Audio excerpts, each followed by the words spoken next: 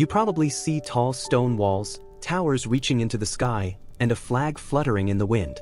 Maybe there is a knight riding through the gate. Maybe there is even a dragon somewhere nearby, although the castle records are strangely quiet about dragons. Today, castles seem almost magical. They appear in fairy tales, fantasy movies, and storybooks.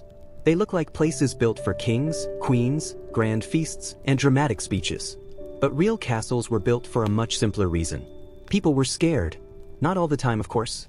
Medieval life was not one endless battle. Most days were filled with farming, trading, cooking, praying, and trying to keep chickens from wandering into places where chickens definitely should not be. Still, life could be uncertain. A village might be peaceful for years, and then suddenly face a raid. Rival lords could fight over land. Armies could appear with very little warning. Roads were often unsafe. Local rulers could not always depend on a distant king to protect them. In a world where danger could arrive unexpectedly, people needed strong places to hide, defend themselves, and control the land around them. That is where castles came in. To understand why castles appeared across Europe, we need to travel back more than 1,000 years. After the fall of the Western Roman Empire, many regions became less stable. The Romans had once maintained roads, armies, and governments across huge areas. When that system weakened, power became more local.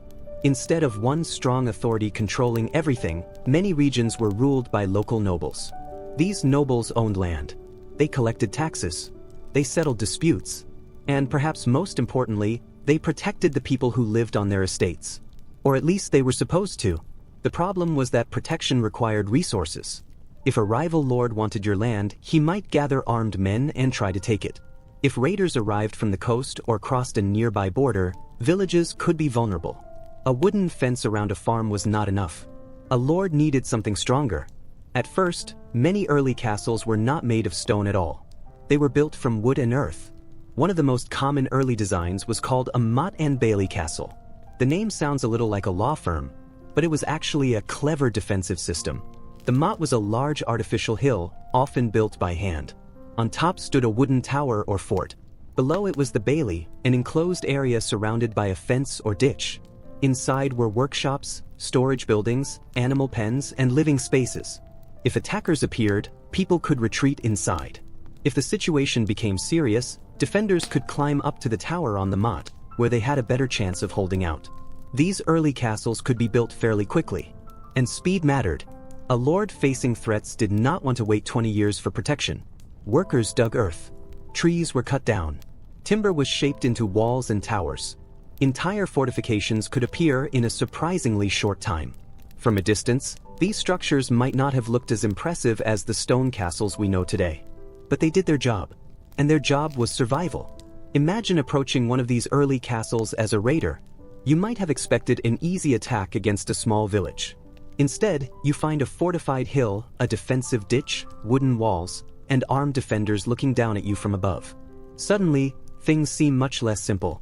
Even a modest castle changed the balance of power. It made attacks more difficult. It protected valuable supplies.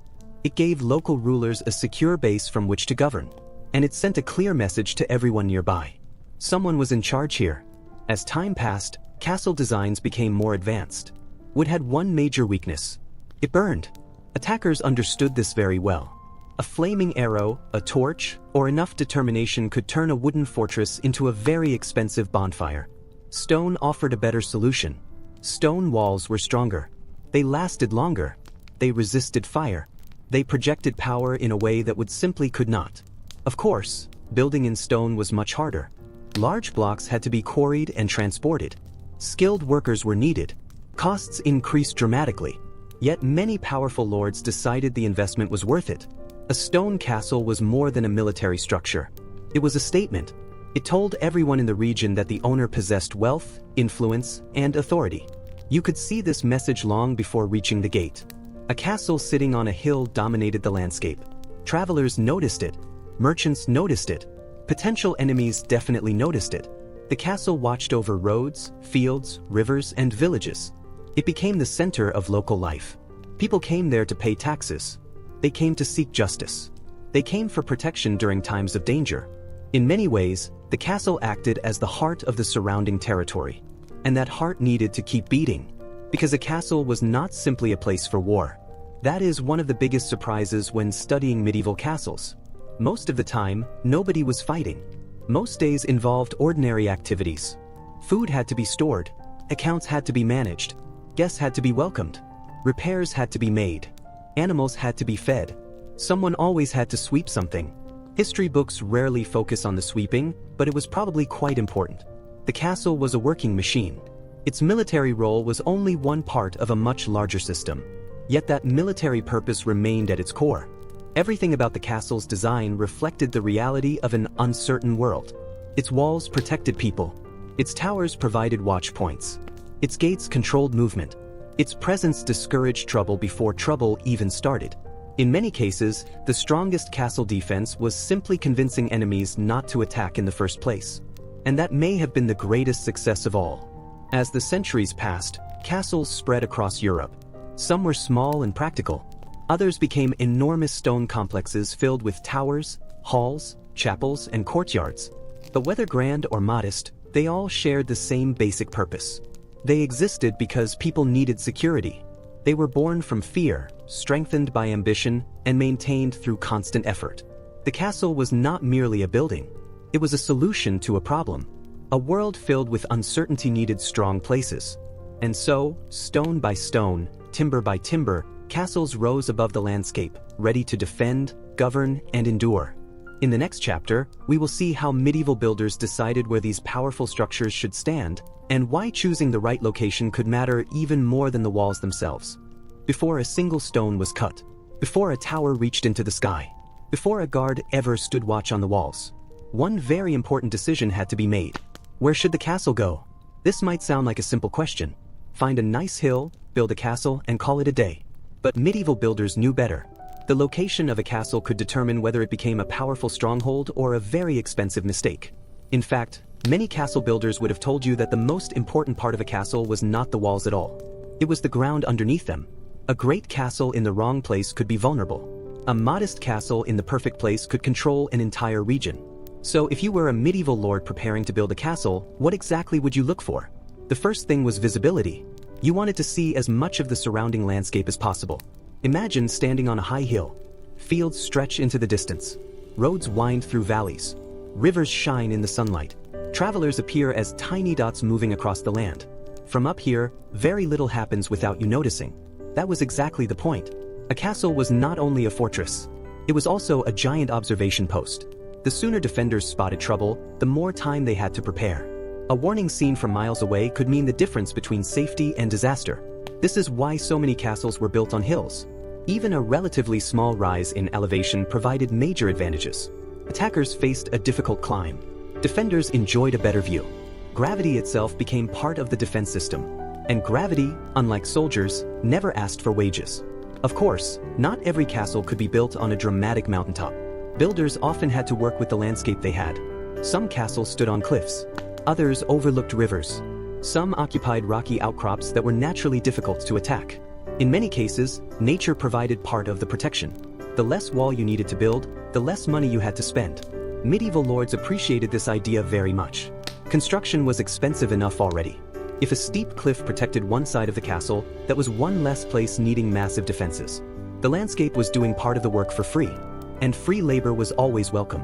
Water was another major concern. A castle without water was a castle with problems. Lots of problems. People needed water for drinking. Animals needed water. Food preparation required water. Cleaning required water. Even during peaceful times, access to a reliable water source was essential. During a siege, it became absolutely critical. If attackers surrounded a castle, defenders might be trapped inside for weeks or even months.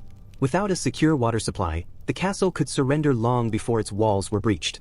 This is why many castles were built near rivers, springs, or natural water sources. Others included deep wells dug directly into the ground. Creating these wells was often a remarkable engineering achievement. Workers sometimes dug through solid rock for years. The process was difficult, dangerous, and exhausting. But everyone understood the importance. No water meant no survival. Then there were roads. A castle was often placed where people traveled. At first this might seem strange. Wouldn't you want your fortress hidden away? Not really. The purpose of many castles was to control movement. A castle overlooking a major road could monitor travelers, merchants, soldiers, and traders. It could collect tolls. It could protect commerce. It could enforce the lord's authority. In many cases, castles became economic centers simply because they occupied strategic positions. Every wagon passing through the area became part of the local economy. Every merchant represented potential income. Every traveler brought information from distant places.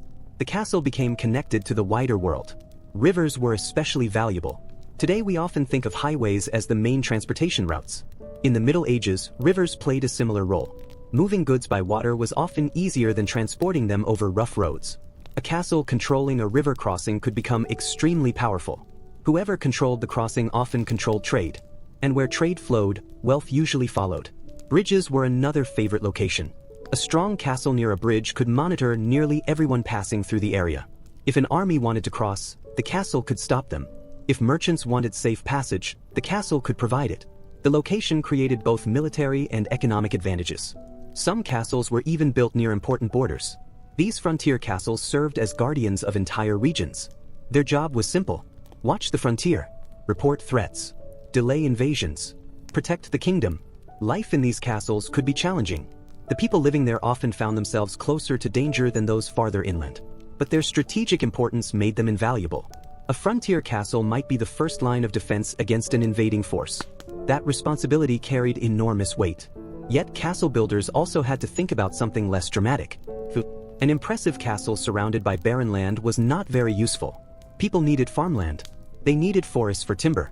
They needed pastures for animals. They needed nearby communities to support the local economy. The strongest walls in the world could not grow wheat.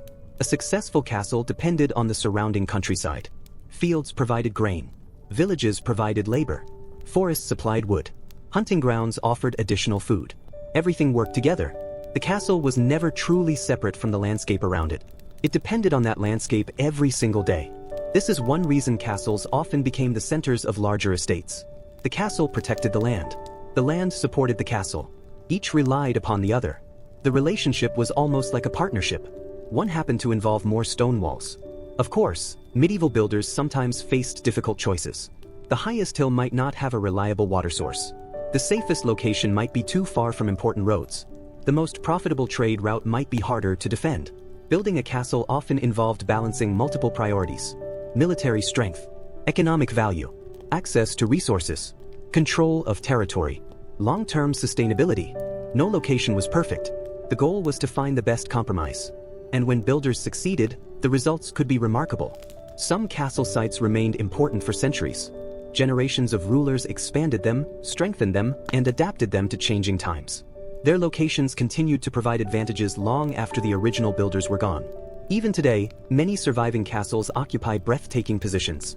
Perched on cliffs, standing beside rivers, overlooking valleys, watching over ancient roads. Tourists often admire these views for their beauty. Medieval builders admired them for a different reason. They saw security, control, power, opportunity. The landscape itself became part of the castle's design. Stone walls could be built by human hands. Towers could be raised by skilled craftsmen. But a perfect location was something far more valuable. It was an advantage that existed long before construction began. And unlike a wall, it could not easily be knocked down. As castle builders understood very well, the smartest defense often started before the first stone was ever laid. In the next chapter, we will see how thousands of workers transformed these carefully chosen locations into some of the largest construction projects of the medieval world, building castles stone by stone in an age without modern machines.